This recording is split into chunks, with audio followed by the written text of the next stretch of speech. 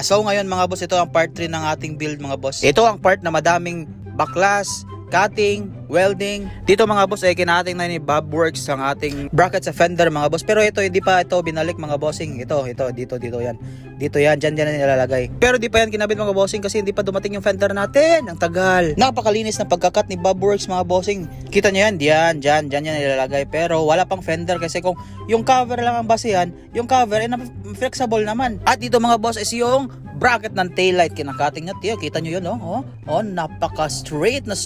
Baka Bob Works yan. May RS kasi ito si Bobby, kaya yun ang kinuha na ng sukat mga bossing. Ganyan nila mga boss, cutting sa left and right. Tapos yun, straight mga boss. Tapos dito, nakat na. Kita nyo naman yan mga bossing, ang layo talaga na diferensya sa bracket ng Trinity at saka RS. Dito na mga boss ay kinuha na yung bracket at ikakating din para masukatan na ang fitment ng ating taillight mga bossing. At yan, kinakat na. Straight din. Yan yung gamitin natin na bracket. Tapos dito, winelding yan ng mga boss. Hinati yan mga bossing kasi yung bracket ng taillight hindi pantay sa bracket ng chassis. Dito ay spot weld muna mga boss para ma-adjust natin. Excited na ako dito mga boss. At dito nga ay natapos na yung bracket bossing at tinesfit nga yung taillight natin mga boss. At saka yun, swak na swak. At dito mga boss, ang fitment check. Let's go! What's up mga boss? Tapos na ang ating mga bossing na nakabit na ang covers sa RS125 sa ating Trinity.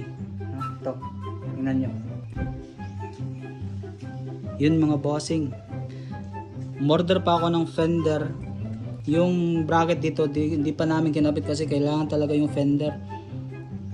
Tapos yung may mga bracket dito pinatanggal ko na.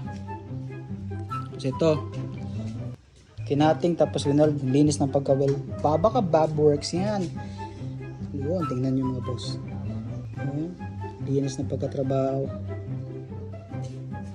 Yun. Tapos nito, linis chassis, repaint. Tapos palit tayo ng butterfly. Palit ng NUI, low rise bar, head cowl, brake system, brake hose. Yun. Konting linis pa mga boss. At least formado na yung niya, likod. Itong likod lang naman ang importante mga boss ito lang ang madaming iibahin ng bracket.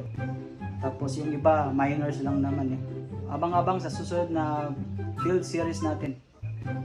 Matapos na tong RS natin. Very nice build natin mga bossing. Pa-follow naman ang page ko boss at pa-share ng video. Thank you.